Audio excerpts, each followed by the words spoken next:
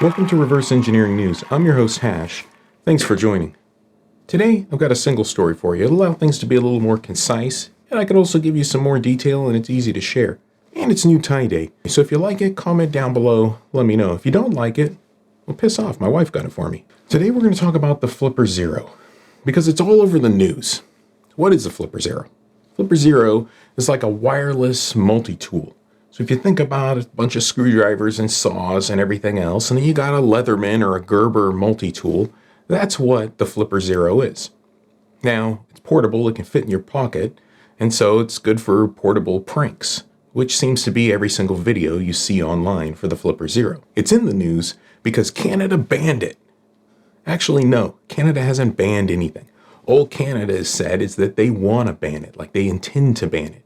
But every news site seems to just barf up what every other news site is barfing up. So now all the news says Canada banned the Flipper. Brazil did actually ban the Flipper. Now I'm going to tell you something that's going to make you lose your shit. I think it's a great idea that Canada bans the Flipper. There are two groups of people that are going to be affected by a ban of the Flipper. Skids and CISOs. Skids because they don't have the skills, and CISOs because they don't have the time. Now they can't show all the other executives in the boardroom this cool little thing that causes stuff to pop up on everyone else's iPhone. They'll have to do it some other way, like a Hack RF Portapack or something else that's not quite as portable as a Flipper. Now, speaking as the government here, put yourself in the government's really big, overpriced shoes and think about what is on the internet for the Flipper. Viral videos, a smart meter getting smoked, traffic lights, everybody pulls up and they point it out the front of their car and the light changes to green. Pictures of people parked in front of substations and they're opening gates that have weak security, although they never actually show you really any of these things, and half of them are probably fake. So, as the government, why wouldn't you ban the Flipper? Yeah, I get it. Well, this stuff is going to happen anyways. But it won't happen with the Flipper.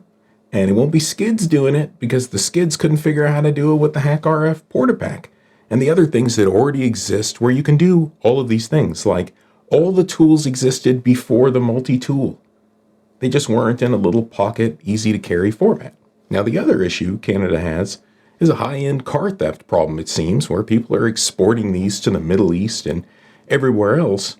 And as a country, like people want them to do something about it. And the people who don't know anything about flippers and how these things work are looking for, daddy government to take care of them. And so daddy government says, hey, here's this big bad thing. Remember all those viral videos you watched where it was doing a bunch of nefarious crap and you were like, oh my God, I can't believe they sell that? Well, not in Canada anymore. They're not going to sell it. So, easy, right? Easy to solve that problem. And I say, why not Canada?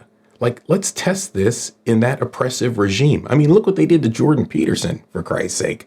Like, it wouldn't happen in the USA. This is the land of the free, right? Come and take it. Nobody's coming to take the Flipper Zero in America. So Brazil, Canada, let's run the experiment.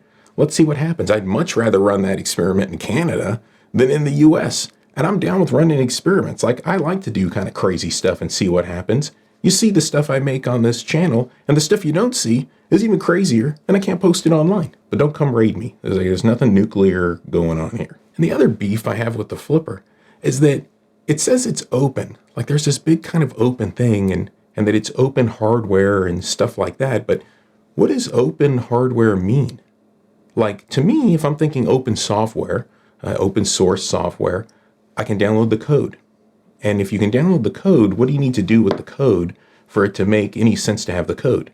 You need to be able to compile the code. Like if they just give you the code and they go, promise this is the code to that application, but you go to compile it and you can't compile it, well, then you can't verify it, and you can't change anything. Well, that's what the Flipper gives you. Like they're like, here's the schematics, but the board files, everything you would actually need to recreate the Flipper, well, you can't have any of that. Well, then I challenge you. I'd say Apple hardware is open. I can go to appleschematics.com and download Apple's schematics. Does that make Apple open hardware? I think we would agree not. And when you look at the FCC filing for the Flipper, they even have stuff they wanted marked confidential, like the schematics and the other things. I think what happened is these guys learned from Michael Osman and the Hack RF that if you make open hardware, You don't end up making the money from the hardware. But they were smart. These guys, I think there's two things. They're like marketing geniuses. I mean, maybe they're the ones that suggested Canada should ban it. The best way to sell something is to have the government ban it. Just look at the firearms industry. Every single time a Democrat gets in office or anyone mentions anything about guns, everything sells out everywhere. Ammo, magazines, assault weapons, you name it. The best marketing for a device that can be used for questionable things, or maybe dangerous, is to have it banned. Not everywhere, but some places that generate some fear. But they were smart because the software is open source. And why does that matter? Because technically, a bunch of the really cool things the flipper could do, you probably need some custom firmware on it to really unlock all of its kind of capabilities, right? Like the multi-tool, certain things won't open on the multi-tool, but they're right there. All you got to do is just pull the right pin out. And so they know that a big part of what's driving that is the fact that, okay, anyone can download the code and change it to do whatever needs to be done. But you're only buying the hardware from them. Now I know I'm going to get ripped apart in the comments, so feel free to shred it. I don't delete anything, no matter how bad it is. Like and subscribe. Share this with other people that want to shred me. Share it with maybe the people in Canada, although they're probably not allowed to comment in that regime over there, so we'll probably just see comments from other countries. Thanks a lot to the patrons for supporting me so that I can make controversial videos about flippers. Obviously, this video is not sponsored by Flipper. Otherwise, it would have been a puff piece. And probably, do what you can to adopt a Canadian. I think they might be suffering over there. Thanks for watching.